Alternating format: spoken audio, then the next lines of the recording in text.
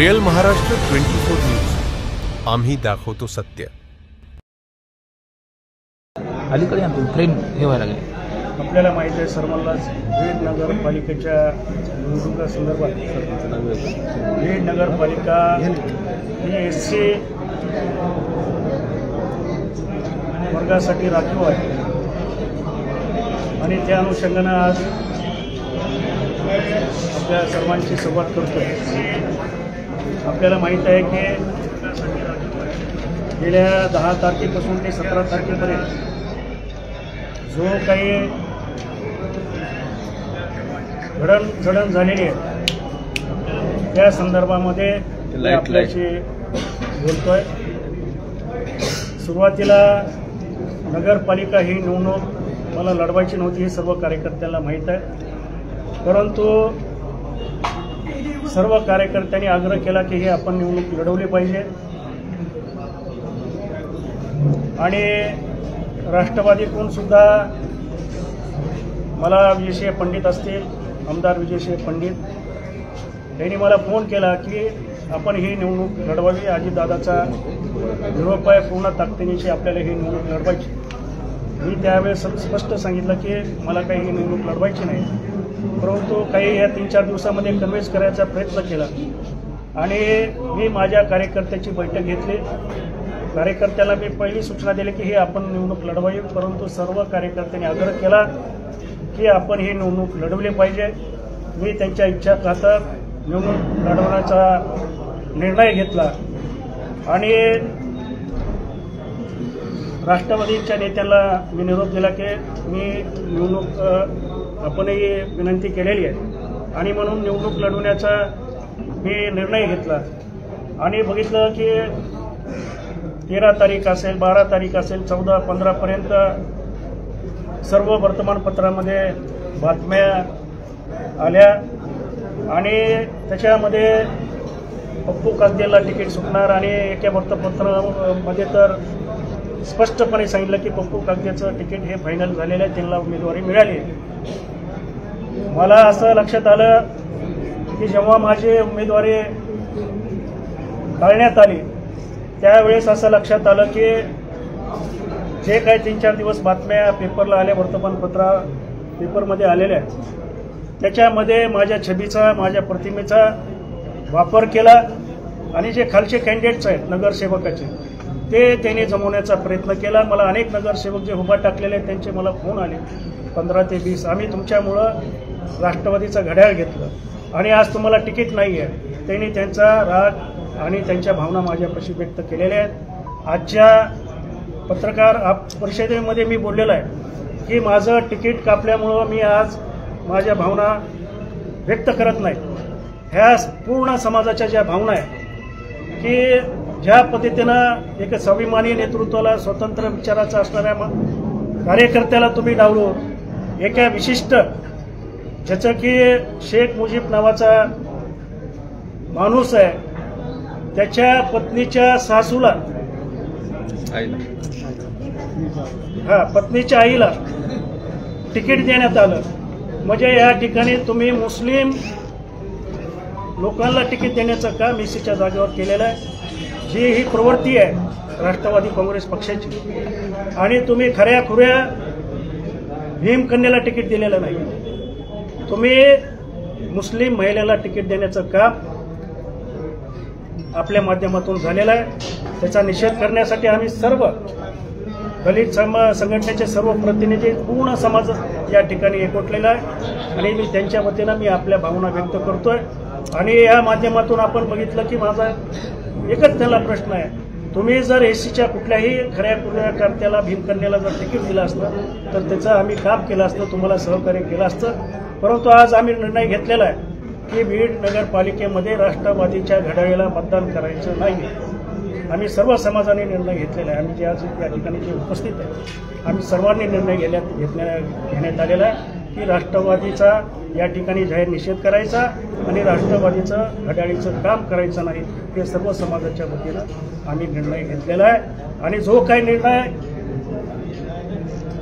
पुढचा होईल तो आम्ही 25 ते 26 तारखेच्या दरम्यान आम्ही मोठी बैठक आयोजित करणार आहोत। त्याच्यामध्ये सर्व आंबेडकरी चळवळीतले सर्व विचारवंत, सर्व कार्यकर्ते, सामाजिक स्तरातील सर्व कार्यकर्ते उपस्थित राहणार आहेत आणि जो समाज निर्णय घेईल त्या समाजाच्या निर्णयाला माझा पाठिंबा राहील.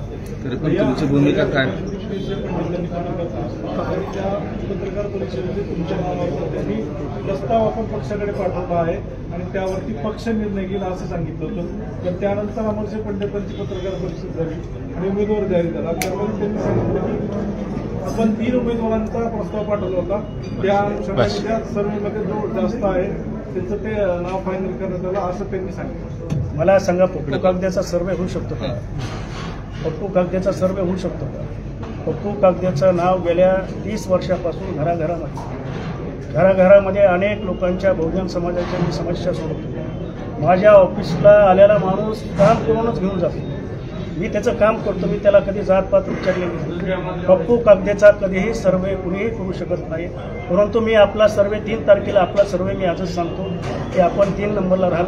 मी त्यांचा सर्वे करतो आणि माझं जर नाव पक्षश्रेष्ठीकडे जर पाठवलं असेल आणि जर कुणी जाऊन मला वाटतं 16 तारखेच्या दुपारी 3 वाजता जो कुणी मनुष्य गेलेला आहे शेख मुजीब नावाचा, तो एकही त्याच्यासोबत बौद्ध समाजाचा माणूस नव्हता, विशेषतः कुठला मातंग समाजाचा माणूस नव्हता, चर्मकार समाजाचा माणूस नव्हता.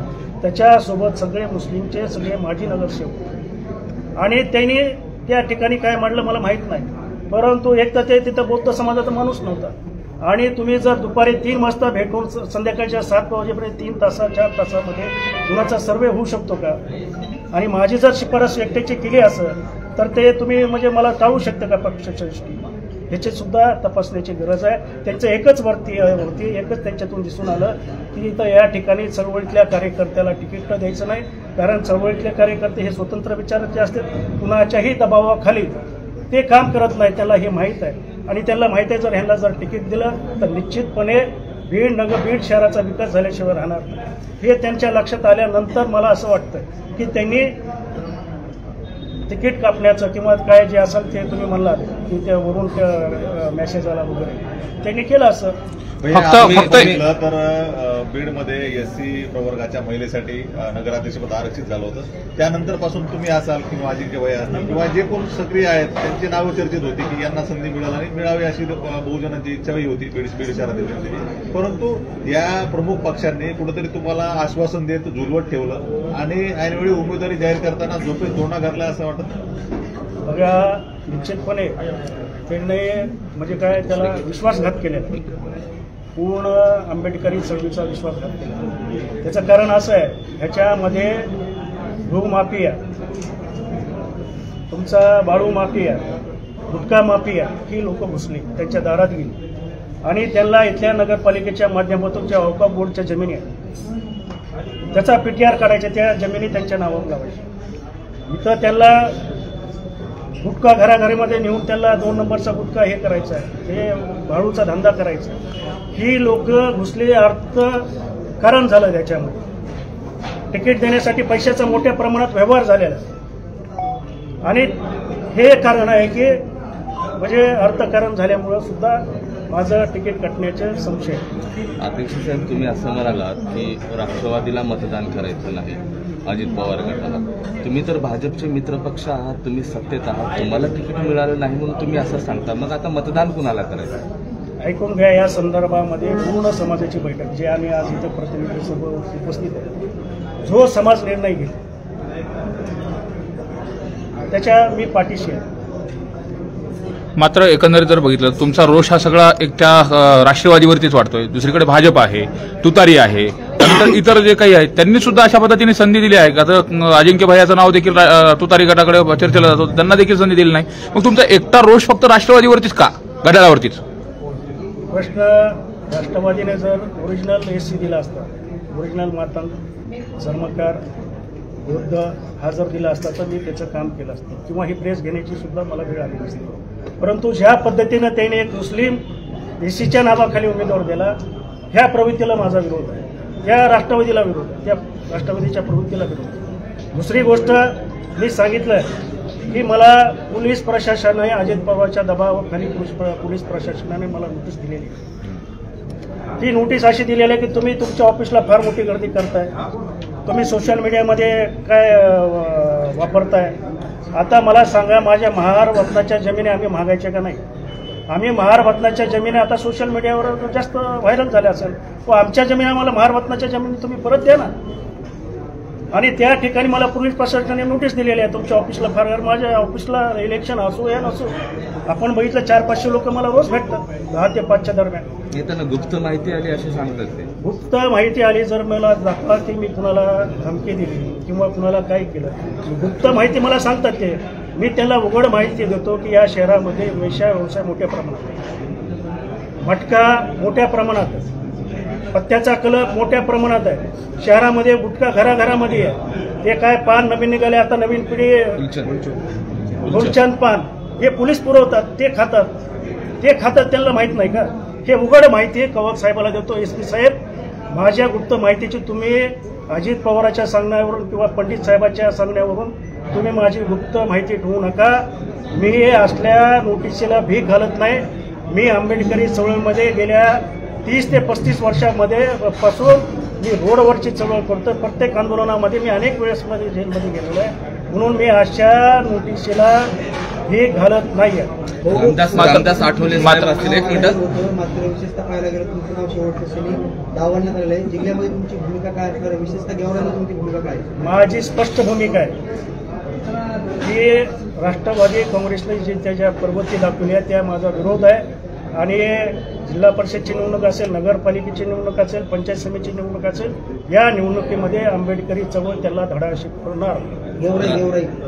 जिल्ह्यामध्ये गेवराई नाही, जिल्ह्यामध्ये. अध्यक्ष प्राध्यापक सुकुमार कांबळे असतील, वंचितचे अध्यक्ष बाळासाहेब आंबेडकर असतील आणि रिपाईचे संस्थापक अध्यक्ष रामदास आठवले साहेब असतील. आता हे तिघं एका व्यासपीठावरून कुठेतरी हे चर्चा करतील का? तुम्हाला थोडा विलंब झाला असं वाटत नाही का हे एकीकरण करण्यासाठी? आता पुढचं पाऊल तसं राहील का एकीकरण? निश्चितपणे आंबेडकरी समाजाचे, बहुजन समाजाचे जे नेतृत्व करतात आदरणीय प्रकाश आंबेडकर आहेत, आदरणीय रामदासजी आठवले, शिवकुमार कांबळे यांनी या गोष्टीचा विचार केला पाहिजे. ही काही भीडचीच गोष्ट नाही. प्रत्येक ठिकाणी SCच्या कॅन्डिडेटवर दुसरा माणूस लादण्याचा प्रयत्न केला जातो किंवा काय म्हणतात त्याला बुजगवणं, नाही कुठं मिळाला तर एखादा बुजगवणं त्या ठिकाणी देण्याचं काम सर्व पक्षाच्या होत आहे. आणि ह्या गोष्टीचा सर्व नेत्यांनी विचार करावा हे मी ते सर्वांना पत्र नेणार आणि सगळ्यांना विनंती आम्ही करणार. नगरपालिकेच्या माध्यमातून जिल्हा परिषदसाठी हा इशारा असेल तुमचा की चळवळ अशी सुरू आहे? जिल्हा परिषद अध्यक्ष अनुसूचित जाती आम्ही पूर्णपणे जिल्हा परिषदच्या निवडणुकीनुसार आम्ही सर्व एक समाज म्हणून समाजाची जी भूमिका असेल ती आम्ही भूमिका मांडणार. काही वेगळं नाव देत आहे तुमच्या आघाडीला?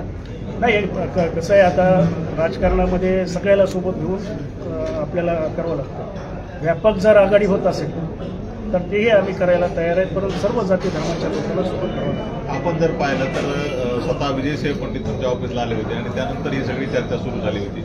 नाव सुद्धा तुमचं शिफारशीमध्ये होतं. मग अचानक असं काय घडलं की तुमचं नाव मागे पडलं आणि दुसरा उमेदवार समोर आला? कोण याला सगळं? मी पहिलं कारण सांगितलं ते शेख मुजीबचं. दुसरं कारण आहे की अर्थकारण. माझ्या उमेदवारीमध्ये मोठं अर्थकारण झालेलं आहे. हे लोक मी तुम्हाला सांगितलं, गो माफिया, वाळू माफिया, मटका माफिया यांनी मोठ्या प्रमाणात अर्थकारण केलेलं आहे आणि त्या अर्थकारणामुळं माझं करण्याचं काम ह्या अर्थकारणामुळं झाले आहे. तुमचं नाव वापरून कुठंतरी 52 ठिकाणी उमेदवार त्यांनी दिले असं म्हणायचं तुम्हाला? हो, मी म्हणलं माझ्या प्रतिमेचा, माझ्या छबीचा त्यांनी वापर केला पेपरच्या माध्यमातून आणि खालचे सर्व 52 लोक आज मला त्यांचे फोन येतात आणि ते लोक जे उभा टाकले माझ्यामध्ये ते अक्षरशः ढसाढसा रडत आहेत. ते आम्ही भाऊ तुमच्यामुळं आम्ही इकडं गेलो, नाही तर आम्हाला जायची गरज नव्हती. मात्र एकंदरीत जर बघितलं तर सत्तेच्या राजकारणामध्ये भाजप हा मोठा पक्ष आहे आणि राज्याच्या राजकारणामध्ये सक्रिय आहे. तुम्ही देखील घटक पक्ष म्हणून काम करताय. तुम्ही या अगोदर तशी भाजपला उमेदवारी मागितली होती का किंवा इतर कुठल्या पक्षाच्या संदर्भामध्ये? मला उमेदवारी मागितली नाही. मी कुणाच्या दारामध्ये गेलो नाही.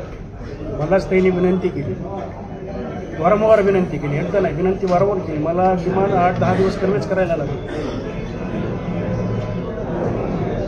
आणि म्हणून मी कुणाला तिकीट मागण्याच्या गेलो नाही. मी कुणाच्या दारात गेलो. मी ऑफिसला जे कोणी आलं माझ्या ऑफिसला आलं, आपण सर्वांनी बघितलं. मात्र एकंदरीत जर बघितलं तर आगामी ज्या विधानसभा निवडणुका होणार आहेत, आता केजचं जे एससीचं आरक्षण आहे ते उठल्यानंतर आता बीड किंवा गेवराईला पडू शकतं अशा पद्धतीचा अंदाज आहे. त्या अनुषंगाने नाकापेक्षा मोती जड नाही झाला पाहिजे, या भूमिकेतून हे सगळं केलं गेलंय का, किंवा कंट्रोल परत आपल्या हातात असलं पाहिजे? बरोबर आहे आपण जे म्हणतायत की खऱ्या अर्थानं जो आंबेडकरी चळवळीचा जो कार्यकर्ता असतो तो स्वतंत्र विचाराचा असतो, तो स्वाभिमानी असतो.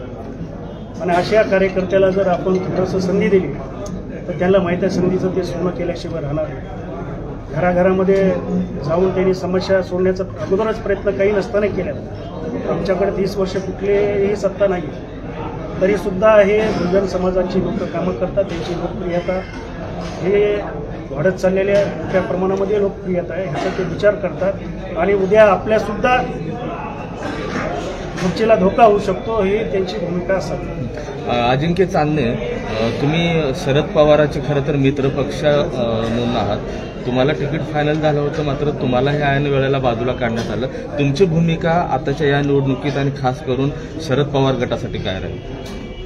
तर राष्ट्रवादी काँग्रेस पार्टी शरद पवार गटाकडे स्थानिकचे आमदार संदीप क्षीरसागर यांच्याकडे आम्ही उमेदवारीची मागणी केली होती आणि आंबेडकरी चळवळीला डावलण्याचं काम या स्थानिकच्या आमदारांनी केलेलं आहे असं आम्हाला प्रथमदर्शनी दिसत आहे.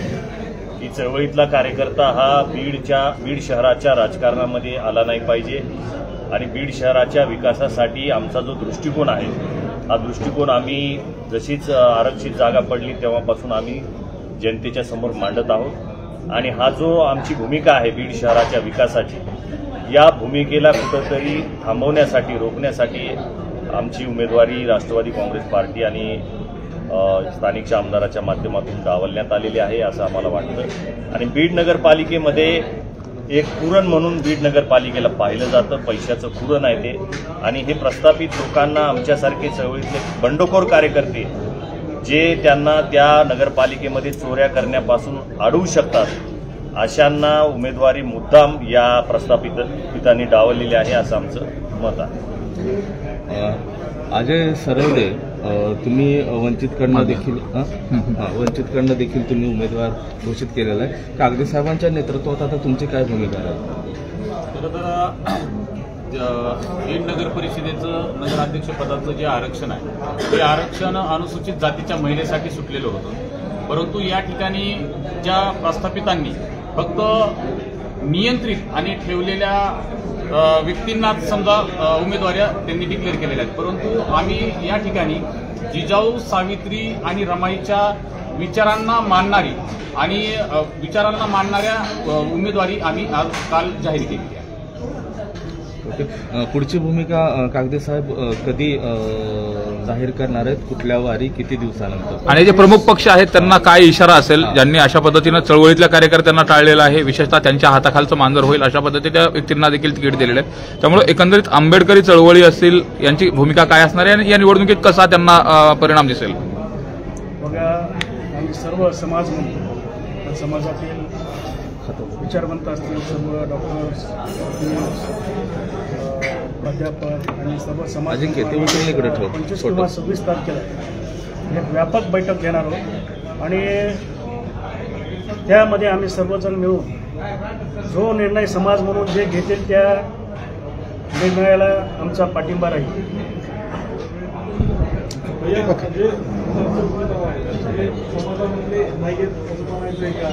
किंवा त्यांना बहिष्कृत वगैरे तसं काय वेगळं नंतर भूमिका घेणार? राष्ट्रवादी काँग्रेसचे तर तुम्हाला आहे का समाजामधलं तुम्ही सांगा.